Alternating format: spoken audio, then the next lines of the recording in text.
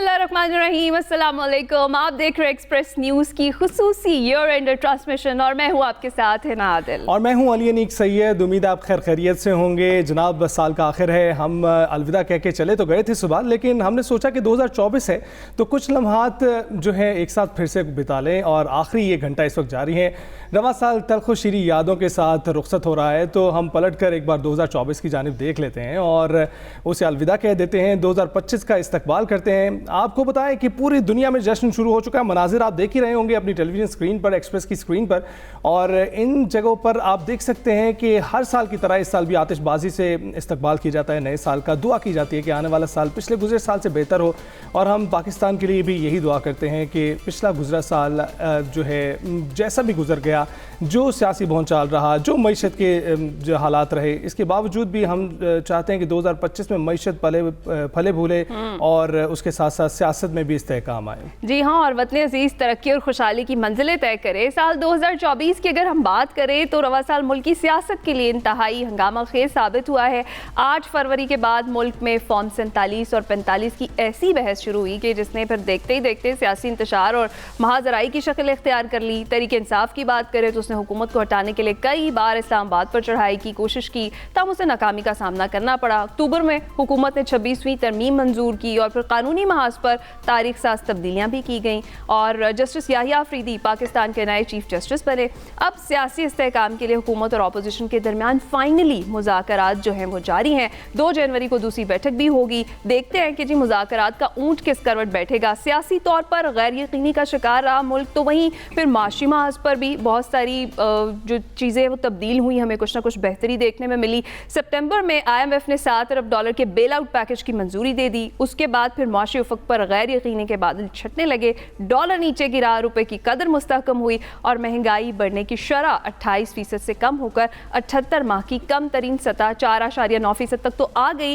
लेकिन इसके साथ साथ शरह सूद में भी 9% तक कमी हुई और दिसंबर में ये शरह 13% पर आ गई। महंगाई बढ़ने की शरह तो ज़रूर कम हुई लेकिन आम आदमी तक इसका रिलीफ नहीं पहुंचा। बिल्कुल, और है ना, हम हमारे साथ साथ हम नाजरीन का भी शुक्रिया अदा करना चाहिए क्योंकि हमारी टीम तो हमारे साथ है ही, जो सपोर्ट करती रही और हमें आप तक मालूमात पहुंचाने में मदद करती रही। लेकिन इसके साथ साथ आप एक्सप्रेस की स्क्रीन से जुड़े रहे, जिसके लिए आपका बहुत शुक्रिया। साल 2024 की एक बार फिर बात करते हैं क्योंकि अब अलविदा कहने का वक्त आ गया है। आखिरी घंटा इस वक्त जारी है और कुछ ही लम्हात के बाद 2025 को खुशामदीद कहेंगे। क्या चैलेंजेस रहे और क्या सूरत हाल रही, इसके लिए हमारे साथ हमारी पूरी एक्सप्रेस फैमिली मौजूद है और एक्सप्रेस के हीरोज़ इस वक्त हमारे साथ मौजूद हैं।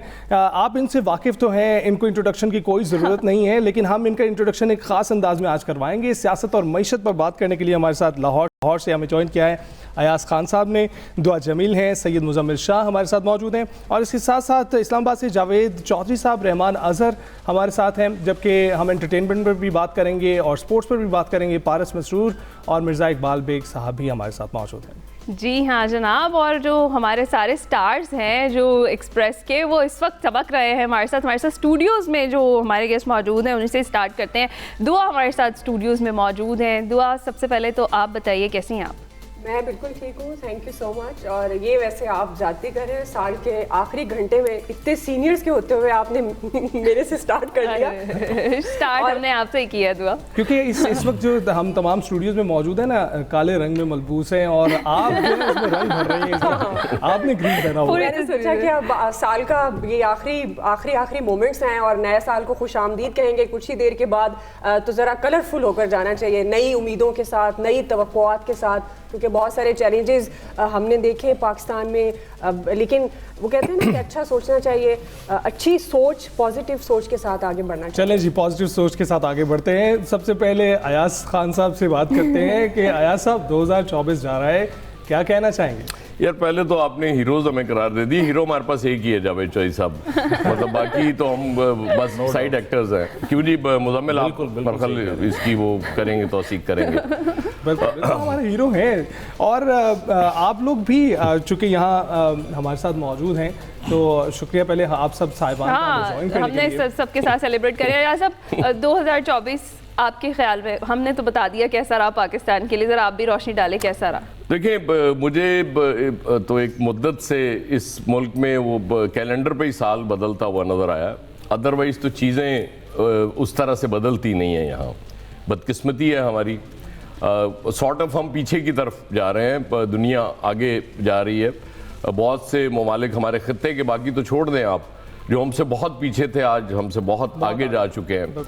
और इसके बावजूद हम पता नहीं क्यों हठधर्मी और जिद पे अड़े रहते हैं कि नहीं जी हमने इसी तरह से, वो एक मौलवी साहब से किसी ने कहा था ना, यार तुम बच्चों को मारते क्यों हो, तो उसने कहा था यार जैसे पढ़ा है वैसे ही पढ़ाएंगे। तो हमारा कुछ सिचुएशन वैसी है कि वो एक चल रही है पॉलिसीज। मुझे लगता है कि वो फाइलें पड़ी होती है ना, अब सरकारी दफ्तरों में कभी जाएं तो वो नोटिंग करनी होती है, तो पुरानी फाइल निकाल के वो एक दो लफ्ज चेंज करते हैं। अब तो खैर AI ने बहुत सहूलत कर दी ना, वहां से आप करके तो वो 2-4 लफ्ज चेंज करके डाल दें। इसी तरह से इस मुल्क को चलाया जा रहा है। बिल्कुल कोई एफर्ट नहीं की जाती। हर दौर के कुछ 4-6 लोग बहुत जो खुद को अगले कुल समझते हैं वो आके बैठ जाते हैं, वो कहते हैं जी आज के बाद हमने ये पॉलिसीज बनानी है और इस तरह से हमने तरक्की करनी है। और वो हम देख रहे हैं बस और सुन रहे हैं, वो ट्रिकल डाउन, वो एक इफेक्ट की भी बात वो शौकत अजीज साहब के दौर से मैं सुन रहा हूँ कि जी वो आएगी, पता नहीं वो इफेक्ट कब आएगा। वो मईशत बड़ी तरक्की कर जाती है। आज भी वो वजीर खजाना साहब कह रहे थे कि जी अब हम मईशत हमारी मजबूत हो चुकी है और 3 साल में हमने IMF को खुदा हाफिज कह देना है। अल्लाह करे, मतलब ये बातों से अगर कहा जा सके तो हम इनसे ज्यादा बातें करने के लिए तैयार हैं। 2029 तक का प्लान है और उम्मीद यही की जा रही है कि इस पर अभी से अमल दरामद होना शुरू हो जाएगा। लेकिन जावेद चौधरी साहब, यहाँ तो कुर्सी का नहीं पता होता, पूरे प्लान का क्या करेंगे? बात आपकी 100% दुरुस्त है और अयाज साहब की जो बात है मैं उसको थोड़ा सा आगे बढ़ाना चाहता हूँ। ये पाकिस्तान की बड़ी बदकिस्मती है कि हम एक विशेष सर्कल में फंसे हुए हैं, एक ही सर्कल है जिसके अंदर घूमते चले जा रहे हैं। ये बिल्कुल ऐसे है जैसे आपके पास एक बड़ी नई गाड़ी हो, बहुत अच्छी गाड़ी हो और आपने टैंक उसका फुल करवाया हो और आप सफ़र के लिए रवाना हो गए हो, ड्राइवर भी अच्छा हो और पैसेंजर भी अच्छे हो उस गाड़ी पे, लेकिन वो गाड़ी राउंड अबाउट पे चलती रहे और आखिर में आप ये ऐलान कर दें कि हमने 20,000 किलोमीटर का फासला तय कर लिया है और बड़े सक्सेसफुली हमने ये फासला तय किया है। लेकिन जब आप गाड़ी से उतरें तो आपको पता चले कि आप वहीं पे खड़े हैं जहां से आपने ये सफ़र स्टार्ट किया था। तो बदकिस्मती इस मुल्क की ये है कि हमने सफ़र बहुत ज़्यादा किया है लेकिन हम आगे नहीं बढ़े, जहां पे हम थे वहीं पे हम खड़े हुए हैं। एक छोटी सी मिसाल आपको मैं दूंगा कि 1992 में अभी आपको मनमोहन सिंह का इंतकाल हुआ है, आपने यकीनन सुना होगा, प्राइम मिनिस्टर है इंडिया के थे, मनमोहन सिंह उनका नाम है और वो यहाँ चकवाल के रहने वाले थे, गा एक जगह है यहाँ से, और वो माइग्रेट करके 1947 में वो अपने वालिदैन के साथ, और उसके बाद फिर उन्होंने इकोनॉमी में PhD की और वो सिस्टम का हिस्सा बने। 1992 में 1992 में वो कांग्रेस का हिस्सा थे, तो उस वक्त पाकिस्तान के जो रिजर्व थे वो $2 बिलियन थे और सेम उसी वक्त इंडिया के भी $2 बिलियन थे। यानी इंडिया इतना बड़ा मुल्क होने के बावजूद उसके जो रिजर्व थे वो पाकिस्तान के साथ मैच कर रहे थे। तो उस वक्त नरसिम्हा राव प्राइम मिनिस्टर थे इंडिया के, तो मनमोहन सिंह वो फाइल लेके अपने प्राइम मिनिस्टर के पास गए और उनसे कहा सर हमारे लिए डूब बनने का मुकाम है कि पाकिस्तान साइज में हमसे बहुत छोटा है, छोटा सा मुल्क है, उसके मुकाबले में हम 6 गुना बड़ा मुल्क हैं और हमारे रिजर्व्स और पाकिस्तान के रिजर्व्स मैच कर रहे हैं। और पाकिस्तान की आप प्रोग्रेस देखेंगे, पाकिस्तान कहां से कहां पहुंच गया, जबकि इंडिया के अंदर गुर्बत बढ़ रही है, यहाँ पे बेरोजगारी में इजाफा हो रहा है, यहाँ इकोनॉमिकली हम शट डाउन होते चले जा रहे हैं। तो हमें कोई ख्याल करना चाहिए और एहसास करना चाहिए। तो नरसिम्हा राव को ये बात बड़ी अच्छी लगी, उसने कहा कि इसका सोल्यूशन क्या है डॉक्टर साहब? तो उन्होंने कहा जी इसका सोल्यूशन ये है कि हमें इकोनॉमिकली एक 20 साल का एजेंडा तय करना पड़ेगा और उस एजेंडे में तमाम स्टेक होल्डर्स को शामिल करना पड़ेगा, अपोजिशन पार्टीज को शामिल करना पड़ेगा, गवर्नमेंट का जो सियासी इत्तेहाद है उसे शामिल करना पड़ेगा, एस्टैब्लिशमेंट को शामिल करना पड़ेगा और सुप्रीम कोर्ट ऑफ इंडिया को उसमें शामिल करना पड़ेगा। अच्छा। और मिल के बैठ के एक पॉलिसी बनानी पड़ेगी जिस पॉलिसी को कुछ छेड़ ना सके। तो उसके बाद वहां पे एक APC हुई थी जिसके अंदर अपोजिशन के लोग थे, जिसके अंदर गवर्नमेंट के लोग थे और फिर दूसरे स्टेक होल्डर एस्टैब्लिशमेंट थी उसके अंदर, फिर उसमें अदलिया थी और उन सब लोगों ने मिल के 20 साल का एक प्लान बनाया और उसके ऊपर दस्तखत किए कि यहाँ पे हुकूमतें बदलती रहे, यहाँ पे आर्मी चीफ चेंज होते रहे, यहाँ पे चीफ जस्टिस ऑफ इंडिया बदलते रहे, लेकिन ये जो पॉलिसी है इसको कोई टच नहीं करेगा, इसको कोई छेड़ेगा नहीं, इसको चेंज नहीं किया जाएगा। तो वो 20 साल की पॉलिसी है। आज इंडिया के अंदर जो है 274 बिलियनर है, 274 बिलियनर है इंडिया के अंदर और उसमें से जो एक आदमी है जिसका नाम अंबानी है, अगर आप सिर्फ उसकी वेल्थ देख लें और पूरे पाकिस्तान की वेल्थ देख लें तो अंबानी फैमिली की जो वेल्थ है वो पूरे पाकिस्तान की टोटल वेल्थ से ज्यादा है। तो वो सिर्फ एक 20 साल का एजेंडा था जो इंडिया ने 1992 में तय किया था। तो हमारा वही है, अयाज खान साहब ने बड़ी दुरुस्त बात की है कि हम एक बीच सर्कल में फंसे हुए हैं और हम राउंड अबाउट पे गाड़ी चला रहे हैं। सफर हम बहुत ज्यादा कर रहे हैं, साल हमारे तब्दील हो रहे हैं, महीने हमारे तब्दील हो रहे हैं, गवर्नमेंट्स हमारी बदल रही है, वजीर खजाना हमारे बदल रहे हैं, लेकिन सफर हम एक कदम भी आगे नहीं बढ़ा रहे, हम वहीं के वहीं खड़े हैं। और उसकी वजह यह है कि जो सियासी पोलराइजेशन है उसने पाकिस्तान को मेल्ट डाउन करके रख दिया, स्पेशली इकोनॉमी का तो कशूबर निकाल दिया उसने। हर गवर्नमेंट ये कहती है कि हमने पाकिस्तान को बचा लिया, और हर गवर्नमेंट ये क्लेम करती है कि हमने माशी तौर पर बहुत कमाल कर दिया, हर गवर्नमेंट ये कहती है कि हमारी मैशत माजी की मैशत से बेहतर होगी, लेकिन जो गाड़ी से कदम बाहर रखते हैं तो पता लगता है कि हम तो वहीं खड़े हैं, बिल्कुल तो 2-4 फुट पीछे खड़े हैं। बिल्कुल सही कह रहे हैं चॉइस साहब। अच्छा रहमान, आप क्या कहेंगे, ये जो दायरों का सफर है जिसमें हम चल रहे हैं, पता नहीं कब से पाकिस्तान जो है हम सुन रहे हैं कि नाजुक मोड़ पर खड़ा है, तो हमने कब निकलना है इस विशियस सर्कल से? क्योंकि जब तक हम घूमते रहेंगे तो ना मैशत बेहतर होगी और ना ही मुल्क के हालात बेहतर होंगे। अरे बहुत शुक्रिया। एक तो सबको जो है वो ये जाने वाला साल आई एम श्योर सबका अच्छा गुजरा होगा। कुछ जाहिर बात है कुछ लॉसेस होते हैं, कुछ चीजें आपकी अचीवमेंट्स होती हैं, तो मेरा ख्याल है वक्त जैसा भी हो वैसा जो है वो गुजर जाता है। तो याज खान साहब और चौधरी साहब जो है वो तो बड़े लग रहा है कि जो है ना वो इतने वो पुरुमीद नहीं है, लेकिन मैं थोड़ा सा पुरुमीद हूँ। और मेरा ख्याल है वो आप ये भी देखें इस मुल्क की कंसिस्टेंसी है कि ये मुल्क जो है वो इतने सालों से ऐसे ही जो है वो चला जा रहा है। तो इस कंसिस्टेंसी के भी मेरा ख्याल है आपको इस मुल्क को जो है वो नंबर देने चाहिए। अगर वो हम दायरे में जो है वो चली जा रहे हैं तो कुछ ना कुछ तो जो है वो हमारा जो है वो पॉजिटिव इस सेटअप के अंदर है। लेकिन रहमान, आपको नहीं लगता कि ये पॉजिटिव माइंडसेट ही है? ऑन ग्राउंड पॉजिटिविटी इतनी नजर नहीं आती। देखिए, पूरी उम्मीद होना चाहिए और अच्छा सोचना चाहिए, और इंशाल्लाह मुझे पूरी उम्मीद है कि आने वाला 2-2 से बराबर हो गया, दुआ भी पूरी उम्मीद है पाकिस्तान के लिए जो है वो अच्छा होगा। मेरा ख्याल है खान साहब उम्र का भी थोड़ा सा शायद फर्क हो है।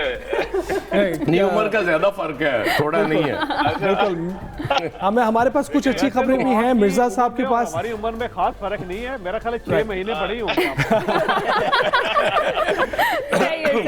तो मिर्जा साहब के पास कुछ अच्छी खबरें हैं रहमान, लेकिन मिर्जा साहब आपकी इजाजत से अच्छी खबरों की जानिब भी हम आएंगे, लेकिन इस वक्त एक तसलसल जो बना हुआ है उसको बरकरार रखते हुए चौधरी साहब जो है ना, चौधरी साहब की उम्र का मेरे से 6 महीने का फर्क हो सकता है, लेकिन चौधरी साहब का जो दिल है वो मेरे से कुछ 6-7 साल जवान है। नहीं, बहन की नाइटें निकालने आपसे छोटे ही। राइट। मुजम्मिल, आपकी जाने बढ़ते हैं। मुजम्मिल, आपको तो बहुत सारे मुख्तलिफ प्लेटफॉर्म्स पर भी सुना जा रहा है, तो क्या वॉइस करना चाहेंगे? 2024 गुजर गया, कुछ अच्छा ही सुनने को मिले तो बेहतर होगा, क्योंकि बहुत सारी नाउमीदी, बहुत सारी ऐसी बातें जो हमें सुनने को मिल रही हैं, तो कुछ अच्छा है आपके पास शेयर करने के लिए? पहले तो बड़े बात कर रहे थे इसलिए मैंने बीच में इंटरप्ट नहीं किया।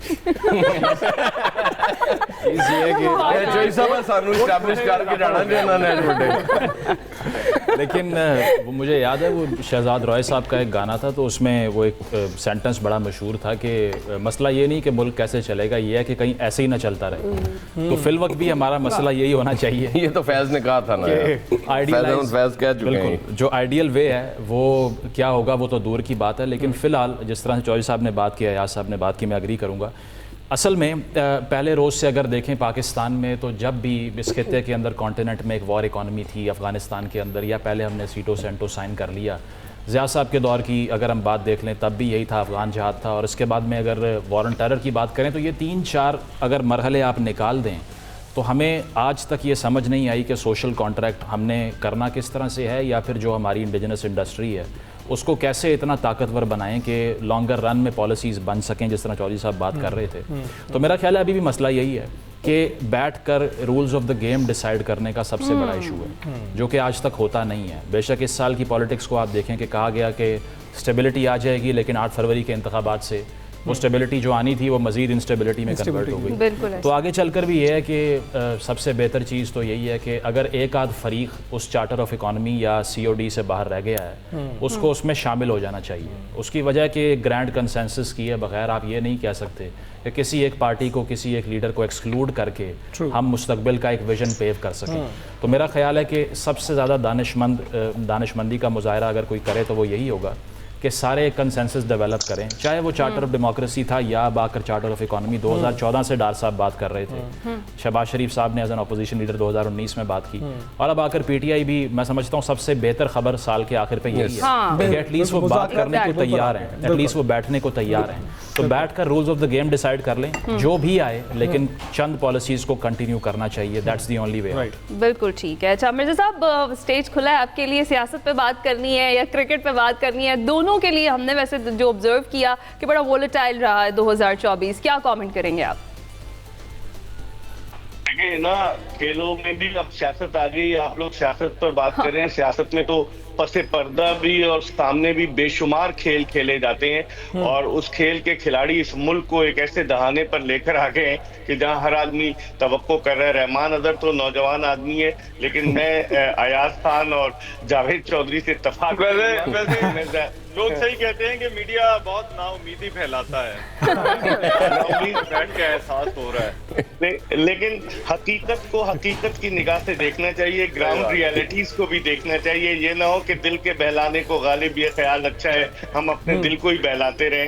आपने जावेद चौधरी साहब को जवान कह दिया है, उनका दिल कितने साल जवान है, और अयाज साहब का तो तजुर्बा है, मुजम्मिल नौजवान आदमी है। लेकिन मैं थोड़ी सी बात करूं कि ये 2024 का साल खेलों के हवाले से, खास तौर पर हॉकी में जो हुआ है, हॉकी जो है बिल्कुल तबाही के दहाने पर आ गई है। खेलों में मैंने कहा ना, सियासत आ गई है।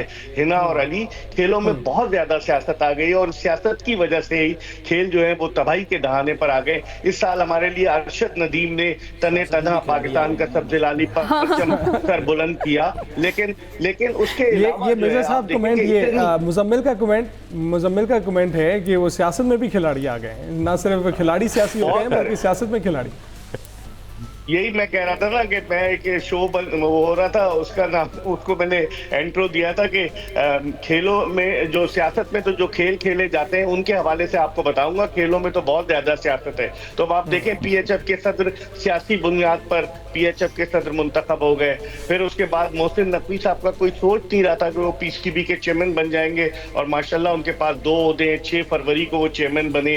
पाकिस्तानी टीम की वनडे की कारकर्दगी बहुत अच्छी है, नो डाउट, लेकिन टेस्ट मैचेस और T20 में मायूसी रही। फिर उसके बाद कप्तान बदलते रहे, क्रिकेट में चाहे हेड कोच बदलते रहे, बहुत सारी तब्दीलियां आई। फिर सबसे पहले जो हमारा कौमी खेल हॉकी है, कि जिसमें हमने 3 ओलंपिक टाइटल, 4 वर्ल्ड कप जीते, वो बिल्कुल तबाही के दहाने पर चला गया। एक तारिक बुख्ती साहब जो प्रेसिडेंट बन गए, जो खुद हर दौरे पर चले जाते हैं। आप दुनिया में बताएं तो ये मायूसी की बातें, नौजवान मायूस है, जो खिलाड़ी है वो मायूस है कि भाई हमारा प्रेसिडेंट खुद डेली अलाउंस लेने के लिए कई $100 खुद दौरे पे चला जाता है। अगर ये कई $100 हम पर खर्च किए जाए हॉकी की तरक्की पर तो बेहतर होगा। उसके अलावा फुटबॉल में जो नॉर्मलाइजेशन कमेटी बनाई है, हारून मलिक साहब हजारों डॉलर ले रहे हैं फीफा से, और वो इलेक्शन ही नहीं कराते, एक्सटेंशन किए जा रहे हैं। तो जब अगर मुंह को लग जाए तो वो छुट्टी नहीं है मुंह से, ये गालिब लगी हुई तो वो छुट्टी नहीं है मुंह से। तो बहुत सारे ऐसे फैक्टर्स हैं। आप देखें टेनिस में आज मिर्जा साहब को गालिब की बहुत याद आ रही है। नहीं, गालिब के अशार इसलिए इस मौका महल पे मुनासिब लग रहे हैं, इसीलिए मैं उनका जिक्र कर रहा हूँ। लेकिन आप एसामुल हक जो है पाकिस्तान टेनिस फेडरेशन के सदर बने हैं, वो बड़ी अच्छी खुशाइन बात है। हमारे बॉक्सर्स अपने वसाइल इस्तेमाल करके जाते हैं, कुछ अच्छी चीजें भी हैं, लेकिन ज्यादातर चीजें ऐसी हैं कि जब तक स्पोर्ट्स से पॉलिटिक्स का खात्मा नहीं किया जाएगा, जावेद चौधरी साहब, रहमान अजहर, मुजम्मिल और अयाज साहब ये सब पॉलिटिकल प्रोग्राम करते हैं और एक्सपर्ट है। मैं तो पॉलिटिक्स को पढ़ता रहता हूँ, बस मुझे मौका नहीं मिलता अपने दिल की भड़ास निकालने का। लेकिन फिर यही कहूंगा साहब, आपने किसी हद तक तो निकाल ही दिया भड़ास। बहुत अच्छे। मिर्जा साहब को गुंजाइश रह गई तो कुछ रह गया तो वो भी बोल दे। जबरदस्त राउंड अप दिया आपने, जहां हॉकी की तनज़ली का आप बता रहे हैं, वहां नहीं, स्क्वाश में हमारी बच्चियों ने यार बड़ा अच्छा परफॉर्म किया अभी रिसेंटली। यहाँ फीफा में रस्साकशी जो है वो भी जारी है। तो मिर्जा साहब ने क्रिकेट के अलावा तमाम तर खेलों पर बात कर लिया, और क्रिकेट का हाल आपको पता ही है क्या सूरत हाल चल रही है। हम एंटरटेनमेंट की भी बात कर लेते हैं। पारस हमारे साथ मौजूद हैं। पारस, 2024 एंटरटेनमेंट इंडस्ट्री के लिए कैसा रहा? कुछ अच्छा दिखाई दिया? जी बिल्कुल। एंटरटेनमेंट इंडस्ट्री पाकिस्तान की, वैसे ही जहाँ जहाँ पूरी दुनिया में पाकिस्तानी मौजूद हैं, वो कम से कम एंटरटेन तो होते ही हैं अच्छे से, चाहे न्यूज एंटरटेनमेंट हो। लेकिन एंटरटेनमेंट ड्रामाज हैं, ड्रामा सीरियल्स हैं जो एक्सप्रेस पे भी चल रहे हैं, और बाकी तो उनकी बहुत व्यूअरशिप है, बहुत फॉलोइंग है। इस साल भी बहुत अच्छे ड्रामाज और शोज जो है लोगों को देखने को मिले। और थिएटर में बहुत ज़्यादा यहाँ फेस्टिवल्स हुए। इस बार जो है आर्ट्स काउंसिल में इंटरनेशनल फेस्टिवल हुआ, कल्चरल फेस्टिवल हुआ, जिसमें बहुत सारे ममालिक ने हिस्सा लिया और ये पाकिस्तान की तरफ से एक बहुत अच्छा सॉफ्ट इमेज गया पूरी दुनिया में। ये Germany, Italy, France, Spain, Japan, China, America और बहुत सारे 40 से ऊपर ममालिक ने जो है वो शिरकत की और उन्होंने उनके लिए काम किया, थिएटर किया, म्यूज़िक के शोज़ हुए और बहुत सारे अदबी प्रोग्राम भी होते रहे। और उसके अलावा टेलीविज़न पर भी अच्छे ड्रामा सीरियल्स इस बार देखने को मिले और मैं समझता हूँ ये सिलसिला एंटरटेनमेंट का तो कम से कम अच्छे से चल ही रहा है। बाकी मुल्क के हाथ जो है उसके लिए दुआ है कि और बेहतर होते जाएं। इंशाल्लाह दुआ अल्लाह है करे। हमारे पास। हम दुआ करते हैं कि सब एंटरटेनमेंट इंडस्ट्री भी हमारी उसी तरह से फले फूले और ठीक है ना, ड्रामे हमारे इस वक्त चल रहे हैं और लोग उसको देख रहे हैं और हमारी फिल्म इंडस्ट्री भी हम उम्मीद करते हैं कि जल्द अपने पैरों पर खड़ी हो जाए। इसके साथ साथ हमने 2024 की बात की है, राउंड अप लिया है जनाब, 2025 की भी हम बात करेंगे। आपने कहीं नहीं जाना, छोटी सी ब्रेक पर जा रहे हैं।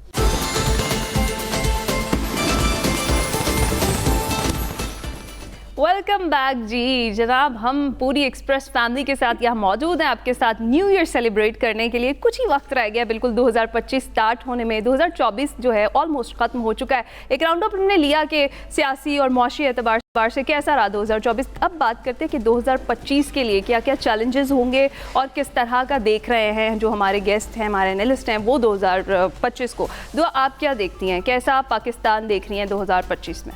अच्छा, मेरी चूँकि ये वाली थॉट थोड़ी डिफरेंट है, मुझे लगता है कि हमें थोड़ा सा पॉजिटिव चीज़ों को लेना चाहिए। जब हम इतने बड़े प्लेटफॉर्म पर बैठते हैं, बहुत सारे लोग हमें देखते हैं, ऑल्दो मैं किसी से डिसएग्री नहीं कर रही, ख़ासतौर पर अपने सीनियर से अयाज साहब और जावेद चौधरी साहब की मैं बात कर रही हूँ, लेकिन हमें थोड़ी अच्छी बात भी करनी चाहिए। मायूसी बहुत ज़्यादा होती है क्योंकि जो कुछ हमारे इर्द गिर्द 2024 में हमने देखा पॉलिटिकली हुआ, ख़ासतौर पर जो यूथ है वो बहुत ज़्यादा डिसअपॉइंट हुई 8 फरवरी के बाद को लेकर। बहुत सारी अपॉर्चुनिटीज़ जो मिलनी चाहिए वो नहीं देखी गई, लेकिन कुछ अच्छा भी हुआ होगा डेफिनेटली, ऐसा नहीं कि सभी बुरा है। तो जब 2025 में हम एंटर हो रहे हैं, बहुत सारे चैलेंजेस हैं पाकिस्तान को, पाकिस्तानियों को, हमारी सियासत को, लेकिन वही बात है कि जब तक इन चैलेंजेस का इदराक नहीं होगा, सेंस नहीं होगी, हम इन चैलेंजेस से निमट नहीं सकते। तवक्कुआत ऑब्वियसली होती हैं और इन तवक्कुआत को लेकर उनको पूरा भी करना पड़ता है, जो कि वही बात है कि बातें करने से कुछ नहीं होता। ये हमारे सियासतदानों के लिए भी है। सियासत वैसे तो खिदमत का नाम है, लेकिन अनफॉर्चुनेटली यहाँ पर मफादात की जंग है, लोग अपने अपने फ़ायदे के लिए ओहदे लेते हैं, वो जो खिदमत होती है आवाम की वो रह जाती है। तो मुझे लगता है कि होपफुल रहना चाहिए, अच्छी उम्मीदों के साथ नए साल में एंटर होना चाहिए और हमारे सियासतदान भी डेफिनेटली यही सोचकर 2025 में एंटर होंगे कि अब एटलीस्ट आवाम को कुछ ना कुछ डिलीवर कुछ ना कुछ डिलीवर कर दें। और बिल्कुल दुआ बिल्कुल ठीक करिए, एक पॉजिटिव माइंडसेट के साथ आपको 2025 में एंटर होना चाहिए। लेकिन इसके साथ साथ चैलेंजेस तो ना ख़त्म होने वाला सिलसिला है, ऐसा सिलसिला है कि एक के बाद एक चैलेंज खड़ा है। जावेद चौधरी साहब, अब आप क्या देखते हैं इन चैलेंजेस से किस तरह से नबरदाज़मा हो सकेंगे हम, क्योंकि 2025 में इतने सारे टैकल एक साथ तो नहीं हो पाएंगे? अच्छा, पहली बात तो ये है कि मायूसी नहीं फैला रहे, ना मैं फैला रहा हूँ ना अयाज साहब फैला रहे हैं। हम आपको सिर्फ ये बता रहे हैं कि पाकिस्तान जो है वो आगे बढ़ सकता है अगर हम उसकी एक प्लानिंग कर लें, अगर चीज़ों को लॉक कर लें तो हमारा सफ़र आसान हो जाएगा। जैसे कि मैंने आपको बताया कि 1992 में हमारे फॉरेन रिजर्व्स इंडिया के रिजर्व्स के बराबर थे और ये एक पॉजिटिव चीज़ थी कि इंडिया ने सोचा कि पाकिस्तान हमसे आगे निकल गया और उन्होंने एक लॉन्ग टर्म प्लान कर लिया। पाकिस्तान ज़ाहिर है कायम रहने के लिए बना है और ये वाहिद बल्कि 2 मुल्क है दुनिया के अंदर जो मजहब के नाम पर बने हैं, एक इसराइल है, दूसरा पाकिस्तान है। क्यास और कन्फ्यूजन दोनों के अंदर है, लेकिन जाहिर है एक मुल्क इसराइल है वो आगे बढ़ रहा है। उसकी वजह यह है कि उन्होंने बहुत सारी चीज़ें तय कर ली हैं, कुछ चीज़ें हमने भी तय कर ली हैं। हम जब तय कर लेंगे तो मामलात आगे बढ़ जाएंगे। अब पाकिस्तान के अंदर बहुत अच्छाइयाँ भी हैं। मसलन अगर आप देख लें, जनरल परवेज मुशर्रफ का दौर था, वॉर एंड टेरर चल रही थी पाकिस्तान में और उस सारे दौर में पाकिस्तान में सिर्फ $20 बिलियन आए थे टोटल 10 साल के अंदर, लेकिन पाकिस्तान की इकॉनमी कहीं से कहीं चली गई। सिर्फ $20 बिलियन से पाकिस्तान ने उस दौर में कमाल कर दिया था। अभी भी सिर्फ देख ले पाकिस्तान की इकॉनमी जो है उसके अंदर कितने फॉरेन रेमिटेंस आ जाती हैं, तो आप बहुत ज्यादा उसको खींच भी लें तो $30 बिलियन की फॉरेन रेमिटेंस आ जाती है, $20 बिलियन की एक्सपोर्ट्स हो जाती है। $50 बिलियन के साथ पाकिस्तान सर्वाइव भी कर रहा है और दुनिया की वाहिद इस्लामी न्यूक्लियर पावर भी है। और आप देख लें, एक साल पहले तक पाकिस्तान की इकोनॉमी की सूरत ये थे कि कहा यह जा रहा था कि पाकिस्तान डिफॉल्ट कर जाएगा, लेकिन ना सिर्फ पाकिस्तान डिफॉल्ट से निकल गया बल्कि वो ट्रैक पे भी आ गया और आज महंगाई जो है वो सिंगल डिजिट्स पे है और स्टॉक एक्सचेंज ने रिकॉर्ड कायम किया 2024 में, वो 1 लाख पॉइंट से ऊपर गई है, 1,10,000 के करीब पॉइंट को टच किया उसने, और ये भी एक बड़ी पॉजिटिव चीज है।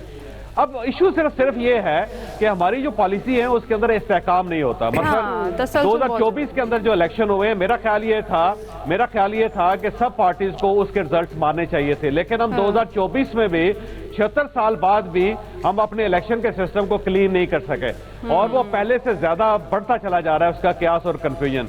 कम से कम हम ये तय कर लें कि इलेक्शन फेयर और फ्री होंगे और जो भी शख्स होगा वो अपनी गवर्नमेंट बनाएगा और कोई शख्स उसके रास्ते में रुकावट बनने की कोशिश नहीं करेगा, और जब तक पार्लियामेंट अपने 5 साल पूरे नहीं करती कोई उसको ओवर रूल नहीं करेगा, कोई उसको घर नहीं भेजेगा और पॉलिसी के अंदर जो है जाहिर है एक राब्ता रहेगा, एक तसलसल रहेगा।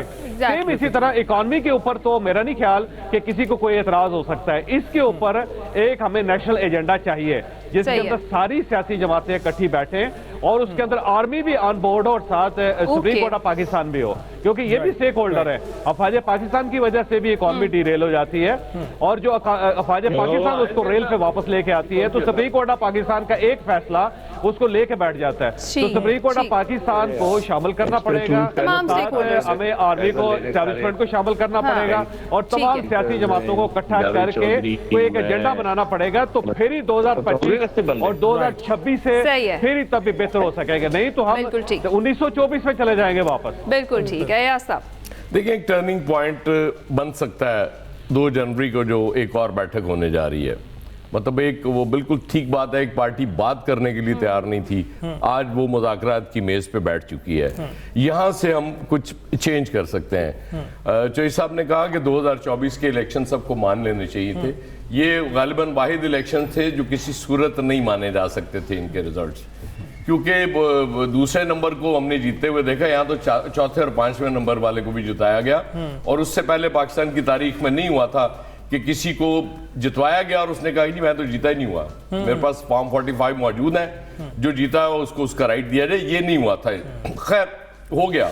मैंने उस वक्त भी अर्ज की थी कि आज बैठ के तय कर लें कि साल बाद इलेक्शन करा लेंगे, 2 साल बाद करा लेंगे और एक वे फॉरवर्ड बना लें और वहां से आगे बढ़े। 92 की जो चॉइस साहब बात कर रहे हैं मनमोहन सिंह की, उस वक्त आपको याद होगा कि उनके पास, उनकी लीडरशिप पास एम्बेसडर गाड़ियां होती थी उनके वजीरों के पास, वो सादगी नजर आ रही होती थी। ये यहाँ अजाब बहुत बड़ा है, खुद इतनी बड़ी गाड़ियों, इतने बड़े घरों में रह के ये दर्श देते हैं लोगों को कि जी आप सादा जिंदगी गुजारें और हमेशा कुर्बानी के लिए जी आप कुर्बानी दें, वहां से हमें नजर नहीं आती। और ये बात बिल्कुल ठीक है, एक दफा सबको बैठ के नया एक सिस्टम बनाना पड़ेगा, उस पे साइन करने पड़ेंगे कि जी आज के बाद ये पॉलिसीज हैं। ये नहीं होगा कि कोई प्राइम मिनिस्टर आएगा चेंज कर देगा या कोई आर्मी चीफ चेंज होगा तो ये पॉलिसी चेंज हो जाएंगी। नो, चैलेंजेस इतने ज्यादा हैं कि अल्लाह ताला रहम करे। अफगानिस्तान के साथ आपके हालात ठीक नहीं है, इंडिया के साथ आपके, शुक्र करें अभी बांग्लादेश का इशू नहीं बनेगा, अभी वो चूंकि वहां पे हसीना वाजिद नहीं है अब, तो चैलेंजेस इतने ज्यादा, और ये कोई अकेला ना इस्टेब्लिशमेंट इससे निमट सकती है ना पॉलिटिशियन निमट सकते हैं, इसलिए सबको बैठ के इस पे करना पड़ेगा, वरना इसी तरह ये हम पीछे जा रहे हैं। मैं ये नहीं समझ रहा कि हम वहीं खड़े हैं, सॉरी, हम पीछे की तरफ सफर, हमने रिवर्स गियर लगाया हुआ है। ये रिवर्स गियर तो काफी देर से लगा हुआ है और पता नहीं कहां तक पहुंच गए हैं। हम तो इतनी बुरी हालात में, जितने बुरे पिछले कई दहाइयों में नहीं थे। अयाज साहब अपना मौके पेश कर रहे थे, तजिया पेश कर रहे थे। इस वक्त रहमान आपके सीनियर्स जो हैं वो हमसाया मुल्क की बार बार जो है एग्जाम्पल दे रहे हैं, आप क्या कहना चाहेंगे? क्या हमें मिसाल लेनी चाहिए जिसकी वजह से हम एक बेहतर राह पर गामजन हों? देखिए, मेरा ख्याल है वो दोनों ने बिल्कुल ठीक बात की है, अयाज खान साहब ने और चौधरी साहब ने भी, कि एक तो सबको थोड़ा सा एक स्टेप बैक करने की जरूरत है, थोड़ा हमें अपने आप को देखना है कि हमारी जो डायरेक्शन है वो क्या है। दूसरा, इंडिया की जो एग्जांपल है वो बड़ी इंटरेस्टिंग है। इंडिया में एक तो आपको मालूम है कि पिछले 3 इलेक्शन जो है वो 2014, 18 और अभी जो रिसेंट इलेक्शन हुआ है, तो ये एक ही गवर्नमेंट जो है वो चल रही है। तो इंडिया में भी 90s में वो हमारे यहाँ बल्कि मशहूर था कि जो है वो इंडियन प्राइम मिनिस्टर जो है वो इतनी तेजी से तब्दील होते हैं जितनी तेजी से वो जो है वो कोई धोतियां जो है वो नहीं तब्दील करता। तो ये इंडिया में भी जो है वो इंस्टेबिलिटी रही है, लेकिन इंडिया के अंदर हमने एक स्टेबिलिटी का फेज देखा है। 2 टर्म कांग्रेस को मिली, उसके बाद ये 3 जो है वो नरेंद्र मोदी के हैं, वो अपनी पॉलिसी चला रहे, अच्छी बात है, लेकिन उन्होंने अपनी आवाम को एक कॉन्फिडेंस भी दिया है, और वो कॉन्फिडेंस जो है वो मेरा ख्याल है किसी भी नेशन बिल्डिंग में जो है वो बहुत ज्यादा जरूरी होते हैं। हमारे यहाँ एक तो इस कॉन्फिडेंस का बड़ा फुकदान है, ये जिसकी हम बात कर रहे हैं ना, हमें अपने ऊपर ट्रस्ट नहीं है। हम अपने आप से कहते हैं कि नहीं हम ये नहीं कर सकते। नेशंस के अंदर चाहे वो टर्क्स हों, चाहे वो पर्शियंस हों, चाहे वो अमेरिकन हों, अमेरिका देखें, अमेरिका की 30s की जो ग्रोथ है, अमेरिका ने उसके बाद सेकेंड वर्ल्ड वॉर के बाद भी जितनी ग्रोथ की है, अमेरिका की जो कॉन्फिडेंस है वो उनके लोगों में लीडरशिप से लेकर नीचे तक जो है वो नजर आता है। वो एक सुपर पावर का कॉन्फिडेंस है, लेकिन इसके लिए आपको कोई सुपर पावर होने की भी जरूरत नहीं। आप वो कॉन्फिडेंस टर्क्स के अंदर देखते हैं, वो कॉन्फिडेंस जो है वो दूसरे मुल्कों के अंदर जो है वो देखते हैं। तो ये नेशन बिल्डिंग का एक बड़ा इंपॉर्टेंट कॉम्पोनेंट होता है जो कि हमारे पास अभी ऐसा लगता है कि हमारे मुल्क में नहीं है। और दूसरा, सिर्फ एक छोटी सी बात, जो गाड़ी चौधरी साहब की वो मिसाल मुझे याद आ गई कि वो गाड़ी तो हम चक्कर में चला रहे हैं, लेकिन वो गाड़ी हमने चौथे गियर में डाली हुई है। तो चौथे गियर में आप जो है वो गाड़ी बिल्कुल सही बात कर रहे हैं, बिल्कुल ठीक कह रहे हैं। कुछ 2 महीने चला लेते, कुछ 6 महीने चला लेते, लग ये रहा है कि हम 2 साल से उस चौथे गियर में गाड़ी बिल्कुल ठीक कह रहे हैं, बिल्कुल सही कह रहे हैं आप। बल्कि कुछ ही एक्सेलेरेटर पूरा दबाया हुआ है। सही है जी, कुछ ही वक्त है जी 2025 के शुरू होने में। आपने कहीं नहीं जाना, वेट करना, न्यू ईयर आपके साथ ही सेलिब्रेट करेंगे। छोटी सी ब्रेक पर जा रहे हैं।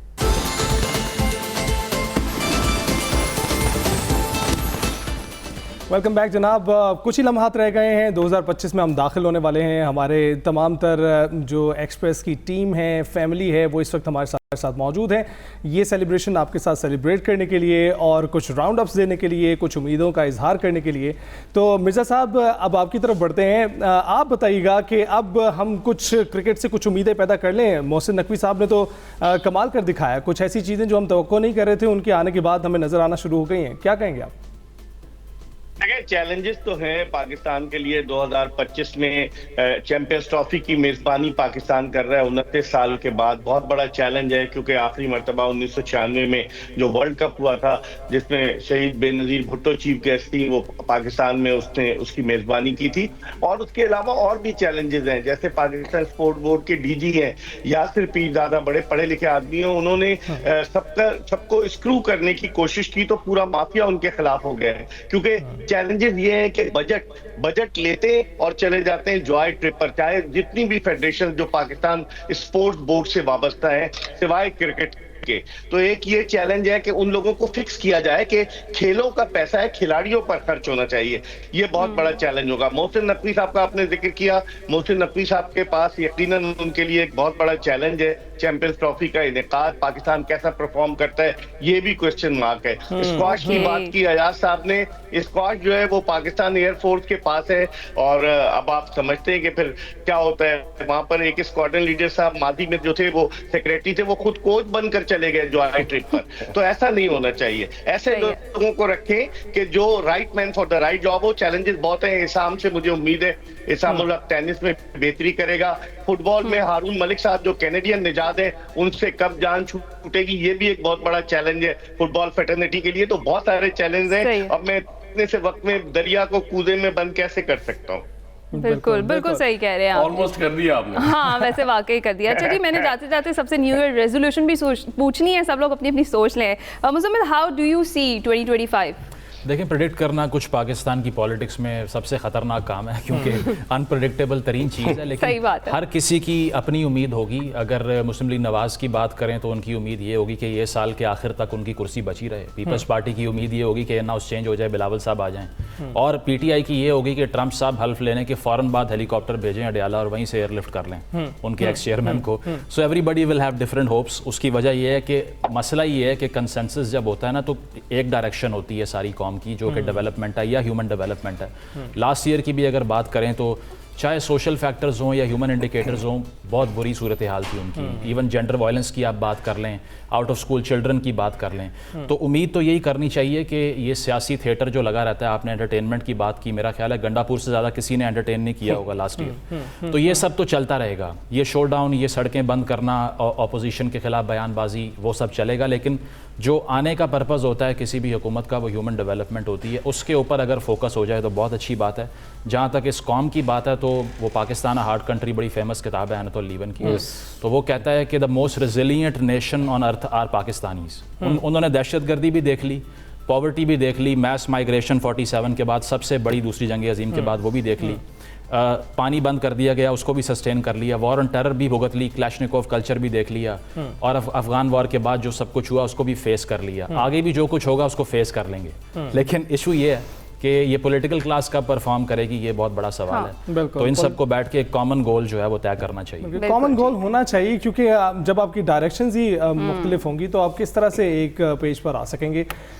इस वक्त पारस भी हमारे साथ हैं। पारस, रेजोल्यूशन आपसे पूछेंगे, इसी जवाब के साथ अपनी रेजोल्यूशन भी बताएगा 2025 की क्या होगी, लेकिन सवाल ये है कि अब ड्रामा इंडस्ट्री खड़ी होती हुई हमें नज़र आ रही है, तो क्या हम उम्मीद कर सकते हैं कि इसका एक ट्रिकल डाउन या ट्रिकल अप इफेक्ट होगा जो हमें सिनेमा में दिखाई देगा?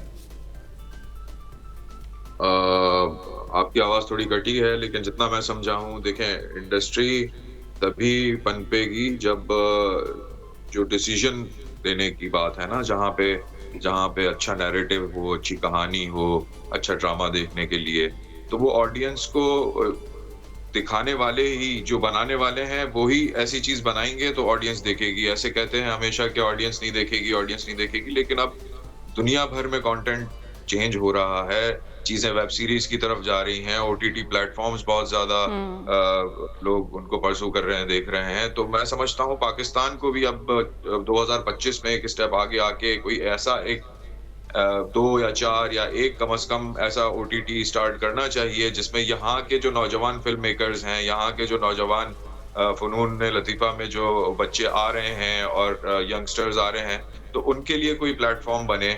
और मैं अभी बहुत सारे फिल्म मेकर्स ऐसे हैं, नौजवान लड़के लड़कियां जो बाहर से भी पढ़ के आ रहे हैं और यहाँ के भी इदारों से पढ़ रहे हैं, तो उनके लिए कोई लॉन्चिंग पैड नहीं है, उनके लिए कोई अपॉर्चुनिटी नहीं है। पुराने ही जितने हैं उन्हीं को ही ज्यादा तरजीह दी जा रही है, और जो ड्रामा बना रहा है उसको ड्रामा बनाने दिया जाए टेलीविजन का, लेकिन जो फिल्म बनाने वाले हैं उनको फिल्म बनाने के लिए दी जाए, और ओटीटी स्टार्ट हो, वेब सीरीज स्टार्ट हो। और मैं समझता हूँ बहुत पोटेंशियल है पाकिस्तान की में, और उनको मौका दिया जाए तो वो काफी आगे आने वाले अच्छे वक्तों के जामिन बनेंगे। बिल्कुल ठीक है जी, बिल्कुल ठीक है। कुछ ही लम्हे रह गए हैं जी 2025 स्टार्ट होने में, रेजोल्यूशन की तरफ आ जाते हैं। सबसे पहले जावेद चौधरी साहब, हम भी जानना चाहते हैं, ऑडियंस भी जानना चाहती है, न्यू ईयर रेजोल्यूशन क्या है आपकी? देखिए, जो फ्यूचर होता है वो बेस कर रहा होता है प्रेजेंट पे। वो ये कहते हैं अगर आप एक अच्छा फ्यूचर देखना चाहते हैं तो आप अपना प्रेजेंट अच्छा कर लें, आपका प्रेजेंट अच्छा हो जाएगा, आपका फ्यूचर अच्छा हो जाएगा। तो पाकिस्तान जो है, मेरा ख्याल है पिछले साल जो गुजर गए, अब हमने ये उम्मीद पैदा करनी है और ये फैसला करना है कि जो 2025 में जो हमारा प्रेजेंट होगा वो हमारे बेहतर फ्यूचर की तरफ लेके जाएगा हमें। तो हमें वो तमाम गलतियां जो 2024 तक हमने की है, मेरा ख्याल उनका चैप्टर क्लोज करके हमें ये फैसला करना है कि हमने आगे बढ़ना है। और आगे बढ़ने के लिए जरूरी है कि कुछ पैरामीटर्स तय कर लिए जाएं, कुछ डायरेक्शन तय कर लिए जाएं। स्टेट लेवल पे भी डायरेक्शन तय होनी चाहिए और इंडिविजुअल भी डायरेक्शन तय होनी चाहिए हमारी। और ये कहा जाता है कि बिल्कुल इंसान जो है उसका टाइम ईंट की तरह होता है, आप ईंट के ऊपर ईंट रखते जाएं, दीवार बनती जाती है, और जितनी ईंटें आप इकट्ठी करते जाएंगे उतनी बड़ी दीवार बढ़ती जाएगी। तो हमें चाहिए कि हम बिल्कुल इस तरह प्लान करें कि ईंट के ऊपर एक ईंट आती जाए और अल्टीमेटली हम एक बहुत खूबसूरत सी दीवार बना सकें। वो जरूरी है, बजाय इसके कि हम पुरानी ईंटें तोड़ते रह जाए। बिल्कुल। अयाज साहब, आप क्या कहेंगे? मैं बस यही मेरी ख्वाहिश होगी कि मेरी रियासत वाकई माँ के जैसी हो जाए। बिल्कुल सही। दुआ, आप क्या कहेंगे? बिल्कुल। एक तो आप ये भी सोचते हैं ना कि जिस तरह होप्स की बात हो रही है, चैलेंजेस की बात हो रही है, तो मुझे लगता है कि जिनको हम सिर्फ बातों में करते हैं ना कि एक अच्छा पाकिस्तान हो, क्योंकि अल्टीमेटली हम सबकी मंजिल पाकिस्तान है, चाहे हम इधर से आए चाहे उधर से आए, तनकीद करके आए, पॉजिटिव सोच कर आए, लेकिन हमारी मंजिल पाकिस्तान है। तो उस पाकिस्तान को बहुत बेहतर होना चाहिए जिसको हम आइडियलाइज करते हैं, जैसा वैसा ही। बिल्कुल ठीक। मिर्जा साहब, आपकी बारी। खेलों में मैं चाहूंगा 2025 में मेरिट प्रिवेल हो और मेरिट को तरजीह दी जाए, right man for the right job आए। सियासतदानों के कंधे पर चढ़कर जो लोग आते हैं, जो सियासी लोग होते हैं, उनसे निजात हासिल की जाए। ओके, मुजम्मिल। देखिए, रेजोल्यूशन पूछिए आपने, यानी कि पर्सनल गोल, तो उसमें मैं भी थोड़ा कंफ्यूज हुई थी। उसमें मैं तो ये रेजोल्यूशन ही पूछी है। ये तो उम्मीदों में बात चली लेकिन उसमें ये है कि मैं अगर अपनी बात करूं तो 2024 में I couldn't read as much as I aspire to, तो इस साल मैं कोशिश करूंगा that I will read more than I used to read in the past. लेकिन एक फ़र्क ये है कि अंडरस्टैंडिंग अपनी बेहतर करने से बड़ी सक्सेस कोई नहीं होती, क्योंकि एक फ़िलासफ़र थे स्पिनोज़ा, उन्होंने कहा था understanding is the end to all slavery. अगर किसी गुलाम को भी समझ आ जाए कि उसको क्यों चेन्स में डाला गया है, तो उसके बाद में वो अपनी चेन से खुद ही आज़ाद हो जाएगा। जैसे चे गवेरा ने कहा कि liberators do not exist, people liberate themselves. तो हमें निजात दहिंदा की ज़रूरत नहीं है, अपने आप को निजात दिलवाने के लिए अंडरस्टैंडिंग बेहतर करनी है। तो कौम के लिए भी यही होना चाहिए, पर्सनली भी यही होना चाहिए कि जितना ज़्यादा पढ़ें और समझें, क्यूरियस हों, मुजम्मिल, उतनी सक्सेस होगी। कुछ आपके फैंस, कुछ आपके जो सब्सक्राइबर्स हैं, दे आर मोर इंटरेस्टेड कि आप कहीं फंसने वाले हैं, शायद 2025 में आप कहीं फंसने वाले थे। नहीं, ये इसके वैसे काफ़ी मानी है। 2025 में शादी करने वाले हैं या नहीं? ये इससे साबित हो गया कि फेक न्यूज़ बहुत जल्दी फैलती है। ये भी एक फेक न्यूज़। कोई ऐसा इरादा नहीं। ठीक है जी, कोई इरादा नहीं। रहमान। अच्छा, मेरा ख्याल है बस कोशिश करनी चाहिए, चाहे वो इंडिविजुअल लेवल हो, हैसियत कौम हो, या किसी भी लेवल पे, कि बेहतरी की। और आपका जो गुजरा हुआ कल है उससे आज बेहतर होना चाहिए, और आज से जो है वो कोशिश करनी चाहिए कि जो आने वाला कल है वो बेहतर होना चाहिए। और मेरा ख्याल है इसी के साथ कि जो है वो सब की जो भी ये अपनी कोशिश कर रहे हैं वो इस कोशिश में कामयाबी हो। तो I think this is the new year resolution. Okay जी, पारस। बस मैं ये कहूँगा कि हम लोग बातें बहुत करते हैं और हम लोग मसाइल को भी बहुत डिस्कस करते हैं, और बहुत दफ़ा तो ऐसा होता है कि मसाइल होते हैं सामने, लेकिन उनको देखा नहीं जा रहा होता या एड्रेस नहीं किया जा रहा होता। और जब एड्रेस कर दिया जाता है, सारी कौम को, सबको बता दिया जाता है हाँ ये मसला है, ये मसला है, लेकिन उसके सॉल्यूशन की तरफ कोई नहीं आता, उसके मसले को हल करने की तरफ कोई नहीं आता। मैं उम्मीद करता हूँ कि 2025 जो है, जितने तमाम मसाइल हैं उसको सिर्फ एड्रेस ना किया जाए, सिर्फ ये ना बताया जाए कि यहाँ मसला है या यहाँ मसला है, लेकिन उस मसले के हल की तरफ भी अब हमको जाना चाहिए। बिल्कुल ठीक है जी। हम उम्मीद करते हैं जी 2024 का ये जो आखिरी घंटा था और 2025 में जो हम दाखिल हो रहे हैं, ये एक्सप्रेस फैमिली के साथ आपने खूब इंजॉय किया होगा, और हमने जैसे सेलिब्रेट किया है, हमारी तरफ से आपको न्यू ईयर जो है जनाब बहुत बहुत मुबारक हो। इसके साथ साथ एक्सप्रेस की 17th बर्थडे भी है जी, तो एक्सप्रेस को हैप्पी बर्थडे हम कहेंगे और आपसे लेंगे इजाज़त। न्यू ईयर सेलिब्रेट कीजिए।